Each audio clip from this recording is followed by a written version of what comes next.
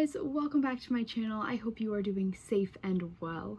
For this week's video, I want to focus on some books that I've read recently that feature LGBTQ characters or LGBTQ authors. So let's just get into it. The first book that I have is The Picture of Dorian Gray. So this was published in 1891. So obviously it's not featuring, well, I mean it could be, but like it's not featuring an LGBTQ character. Oscar Wilde himself was queer. He got married and then started an affair. He had an affair, and when that came out, became public knowledge, he was basically exiled into the prison and spent the last few years of his life and died alone. And around that time, just about when this information about him started coming out to the public, was when he wrote this book. And if you don't know the plot of the book, it's super interesting. Basically, it's about this beautiful young man named Dorian Gray, and his friend creates a painting of him, and Dorian Gray wishes that the painting could get old and ugly while he could be beautiful and young forever. So that's essentially what happens. Every time that Dorian Gray sins, the painting gets uglier and uglier and older and more grotesque, but Dorian remains beautiful and young on the outside while everyone around him basically just gets old. And I think looking at the author's life, especially what was happening to him at the time, I think the book becomes so much more powerful because obviously what was seen as sins at the time, his, affair with a man being public, like that's what I think he was channeling into this writing. There's no mention of that in the book, but I still think it's really interesting regardless. And I also really love this book. It's one of my favorite books. So I 100% recommend. 5 out of 5 stars. Go read it. It's a classic. It's a good book. And it's interesting. So go do it. The second book that I want to talk about is a book that I actually saw Kayla talk about on her Instagram, and then I saw her talk about it on her YouTube. It is Upright Women Wanted. I thought this sounded so interesting from the minute I saw Kayla's description of it. Basically, it's like a dystopian, but also Western, which is such a weird genre mix. I feel like you don't see that a lot in literature. The only book that I can think of, or I don't even know it's a book, at least a TV show, is like Westworld, because that's dystopian, but also the West. But this is very different. Westworld, I don't know much about it, but I think it's like robots and stuff. This isn't that. It's like basically a futuristic US, and there are these librarians, and they bring like this state-approved material to like all these other places, and the main character leaves her town to join the librarians because she wants to be more moral. She feels guilty for stuff she's done, and when she joins the librarians, she pretty much finds out that they're actually part of like the resistance against the state, and that they're not morally upright. And I just think it's so good. It was such a short book. I read it in 2 days. I want a sequel immediately. This just came out. This is like literally came out this year. I want to know so much more about the world, why it is the way it is. Literally everything. I just want to know everything about it. It was so good. 5 stars. 5 stars. Please go read it. And also, there were a lot of queer characters within the book. The main character herself, Esther, is queer. There's some other and then the other librarians, all part of the LGBT community in various ways. I think that's really interesting.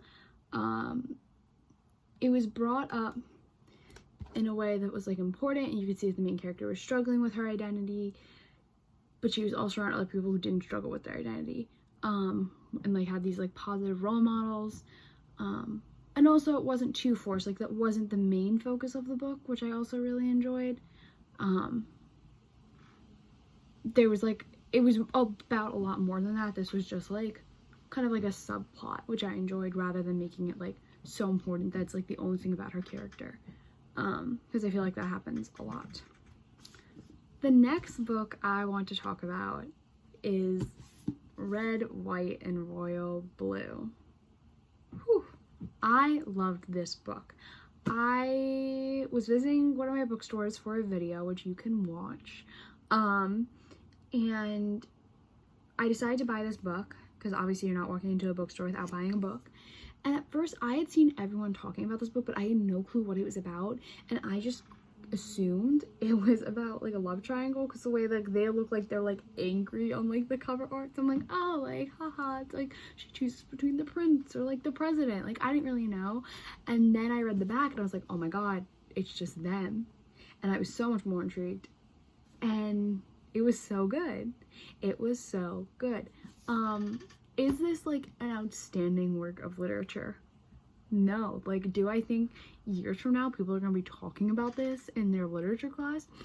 Absolutely not. However, I enjoyed it so much for all its cheesiness, for all its inaccuracy. I've seen a lot of people from the UK talk about this book and be like, this is such an overdrawn stereotype of, you know, British people. And I get that, and like maybe they're offended by it, and I'm like, sorry. However, I just think it was funny. And I just really enjoyed it. I remember I read it, I had a bus ride the day after I bought it, and I literally read it in 24 hours, and it was just good, and I 100% recommend reading it. So please go check it out. And oh my god, I totally forgot to talk about something important. Hi, update after I just did all that about Red, White, and Royal Blue. I totally forgot to talk about something so important that I want to talk about with this book. I loved how diverse this book was. So obviously you're dealing with a bisexual character. Well, you're not obviously. You're dealing with a bisexual character and a gay character. You also have a female president who was in a mixed marriage. The son is half Latino, half white. The people around the president, you get like a lot of like the staffers and stuff. There's just like this casual mention of like how they're part of the LGBT community, or how they're this, how they're that. And like what I like, and I talked about this with Upright Women Wanted, it was not essential to their character. Like I felt there was more to them than just being, oh, they're like the trans character in the book, or oh, they're this character in the book, which I really, really enjoyed. There wasn't like a token, it wasn't token diversity, at least I felt. I just appreciate when authors write characters who are LGBT and don't make their sexuality or their gender like the entire focus of their character. I just think that's really important to not do, and I appreciated that they did that.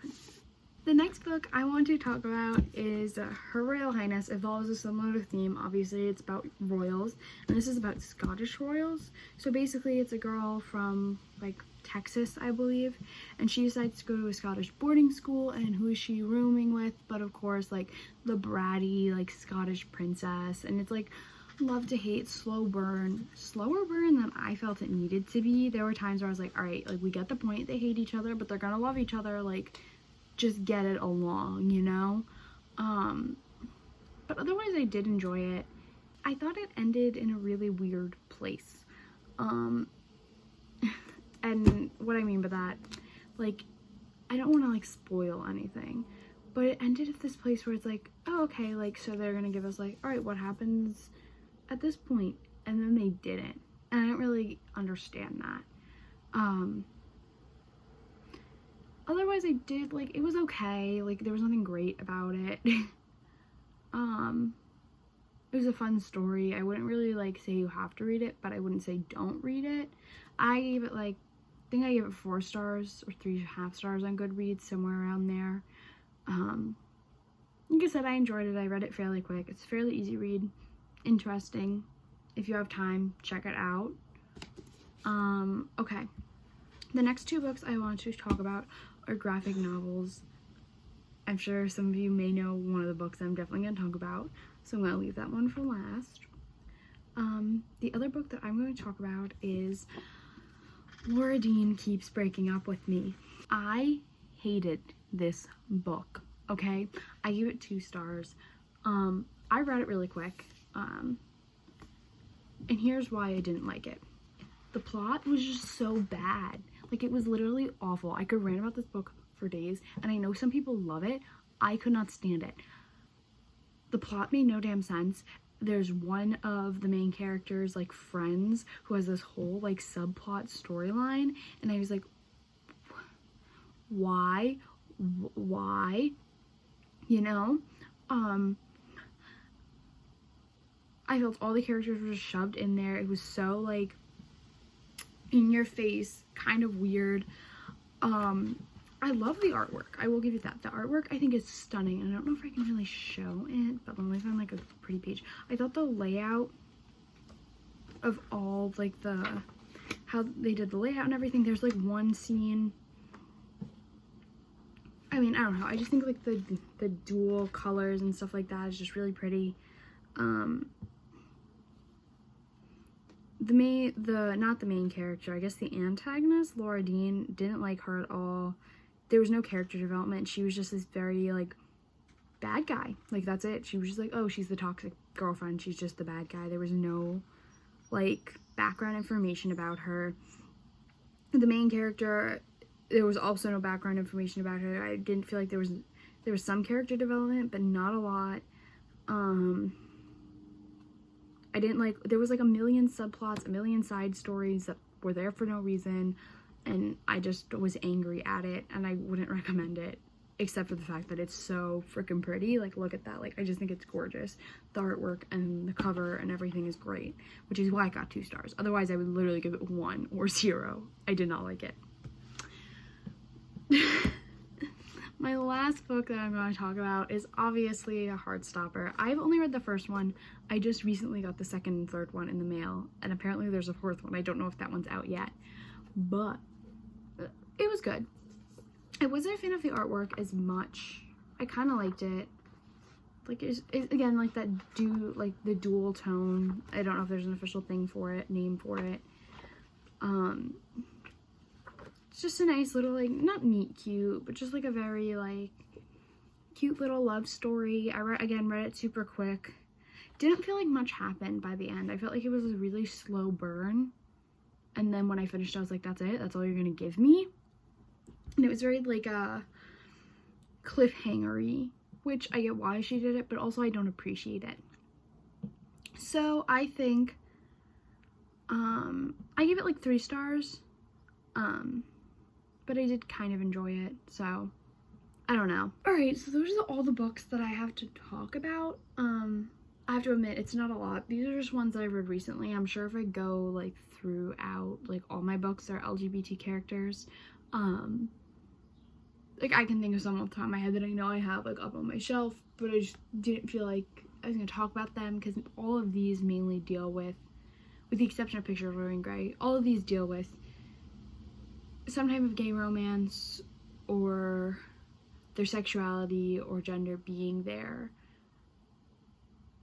not main character feature, but like being an issue throughout the book for them, or like presenting itself in the plot in like a more apparent way. Thank you guys so much for watching. I hope you enjoyed this video. I will be back next week with a new one for you. And until then, keep reading. I don't know. Enjoy.